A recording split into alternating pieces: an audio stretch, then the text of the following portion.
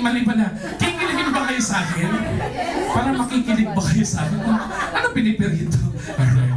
So, handa na po ba kayong kiligin? Yes! Alright, okay. So again guys hindi po ituturing ko kayong mga non-members pa. Okay? Tignan niyo po kung effective ba yung presenter or yung presentation itself. Or kung dalawa, mas maganda. Handa na po ba? Yes! Alright. So once again, good morning. My name is John A. Sevilla. I'm one of the core leaders po ng Team Mavericks and welcome everyone. Alright. So, lahat po ba na nagpunta rito, merong dahilan ba't nandito kayo ngayon? Yes! Ano po ang dahilan ninyo? Matuto? Ayaw niyong yumaman? Gusto niyong yumaman? Alright. So, alam ko, lahat ng nag-invite sa inyo dito, sinabi na, friend, meron tayong business na pupuntahan. Meron tayong business na pag-uusapan. Sino nagsabi sa inyo nga attend kayo ng birthday party? Okay? Nako. Hindi po ito birthday party Hindi rin po ito Bible study. Business po ang pag-uusapan natin. Now, may question. Sagutin po ninyo ito ng buong puso. Right? Who wants extra income? Whoa! Alright. Parang ayaw. Who wants extra income? Alright. Yan. At least iparamdaman nyo na gusto nyo talaga. Alright. Now, my question is, lahat tayo gusto natin ng extra income. Pero ang extra income, alam nyo po ba na nahahati yan sa dalawang categories? Alam nyo po ba? Kailangan ka ng audience participation. Alam po ba? Hindi. Alright, now at least you know. Alright. Ang extra income po, dalawang types daw yan. Now, kung kayo tatanungin, anong klaseng income ang gusto nyo? Gusto nyo po ba ng barya-barya? O gusto nyo ng bulto-bulto? Sino gusto ng barya-barya? Oh, yung choosy kayo Alright. Siyempre, sino gusto ng bulto-bulto? Power. Alright. Now again, ang pagkita ng barya-barya, ang pagkita ng bulto-bulto, nasa sa atin po yan. Okay? Kahit anong business naman po ang pasukin natin, kung hindi natin tatrabahuin, barya-barya po ang kikitain natin. Pero, kahit anong business pa ang pasukin ninyo, pero gagawin natin. Isa sa puso natin, isa sa isip natin lahat, saan pa tayo pupunta kung di sa bulto-bulto? Tama? Yes! Alright. Okay.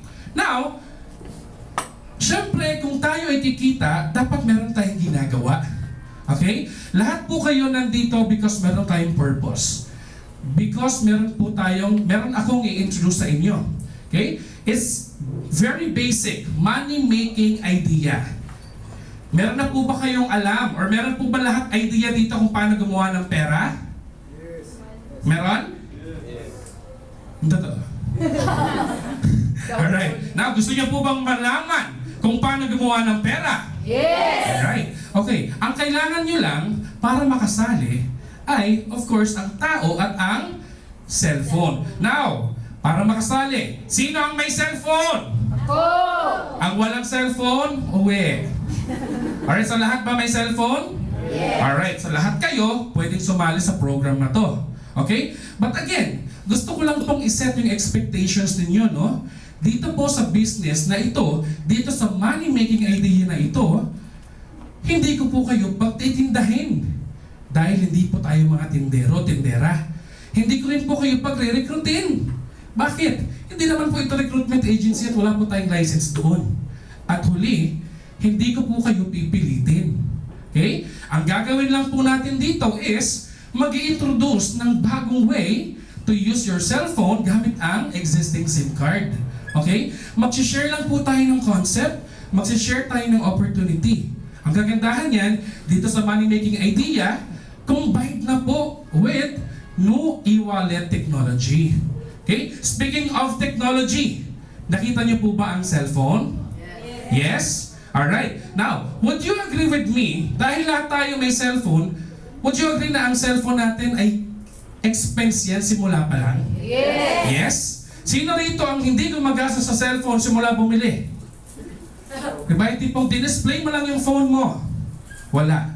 So, ibig sabihin, ginasasan natin yan. Tama? Yes! Alright. Every time na tayo ay nagtitext, every time na tayo ay nagsisend ng picture or ng MMS, and every time na tayo ay tumatawag, gastos ng gastos ng gastos. Alright? Kung titignan tignan natin, ang mga cellphones ngayon, puro touchscreen, puro high-end. Nagagamit natin for web browsing, for surfing. Tama? Ibig sabihin, every time nag-Facebook tayo, every time nag-Google or Yahoo tayo, gamit ang cellphone natin, ulitin ko lang, gastos ng gastos ng gastos. Pero ito, si Smart, si Globe, si Sun, or ang mga telco giants, kita ng kita ng kita. Tama? Yes. Alright. Now, kung titignan natin, sa isang maliit na pamilya, one household, okay, sabihin na natin, isama mo na ang nanay, tatay, pinsan, at mga tiyuin mo.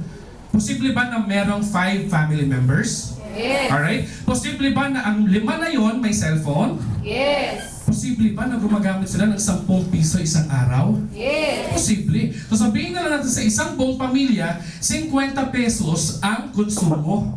Alright? So ibig sabihin, sa loob ng 30 days na paggamit ng cellphone, gumastos sila ng total of 1,500. Okay, sino ang bumili dito ng cellphone good for 1 month lang? Wala. Alright? Ibig sabihin, after 1 month, maglo-load at maglo-load pa rin kayo. Gagastos at gagastos pa rin kayo. Tama? Yes. Alright. After 30 days, sabihin na lang natin in 1 year or in 12 months, magkano na ang ginastos mo? Again, very conservative amount pa lang ang pinag-uusapan natin, 5